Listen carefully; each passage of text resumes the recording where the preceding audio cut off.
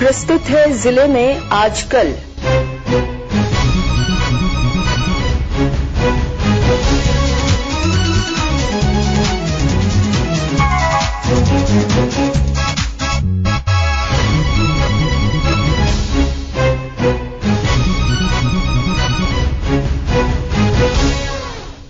इस अंक में आप सुनेंगे पश्चिमी सिंहभूम जिले की ताजा गतिविधियों पर हमारे संवाददाता की रिपोर्ट।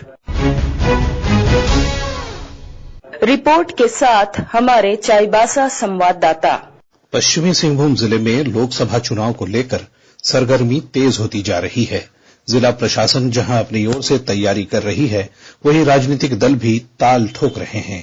भारतीय जनता पार्टी के उम्मीदवार के रूप में गीता कोड़ा के नाम की घोषणा के बाद भाजपा के कार्यकर्ता जनसंपर्क में जुट गए हैं और विपक्षी गठबंधन के खिलाफ उनके नेता हमलावर हुए हैं। कांग्रेस द्वारा उठाए गए मुद्दों पर पलटवार करते हुए प्रदेश प्रवक्ता जेबी तुविद ने कहा है कि कांग्रेस घोटालों में लिप्त पार्टी रही है और बैंक खातों के फ्रीज किए जाने का बेवजह रोना रो रही है।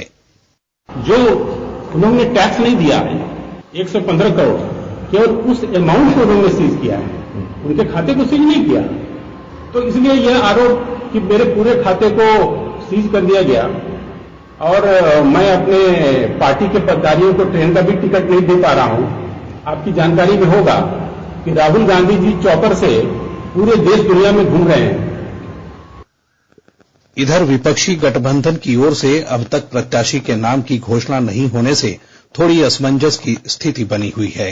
हालांकि झारखंड मुक्ति मोर्चा और कांग्रेस के नेता एकजुट रहकर चुनाव मैदान में दिख रहे हैं।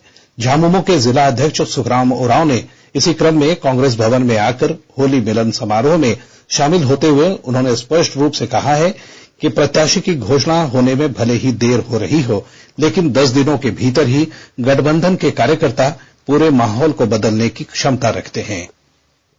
हम लोग के लिए 10 दिन भी समय मिलेगा तो हम लोग को बहुत भारी पड़ेंगे, क्योंकि हमारे कार्यकर्ता में जो आक्रोश है ना, ये सीट शेयरिंग हो गया, प्रत्याशी घोषणा नहीं हुआ, ये जो आक्रोश है और भी कुछ चीज इससे पहले कुछ आक्रोश है, ये सारा आक्रोश है ना, हम लोग कहीं ना कहीं दिमाग में सबका जमा हुआ है।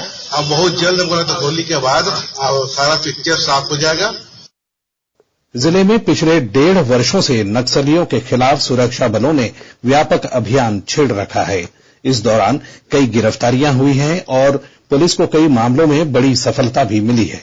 इसी क्रम में पिछले दिनों लेवी के 10.5 लाख रुपए की नकदी भी पुलिस ने बरामद की है, जिसे एक बड़ी कामयाबी माना जा रहा है।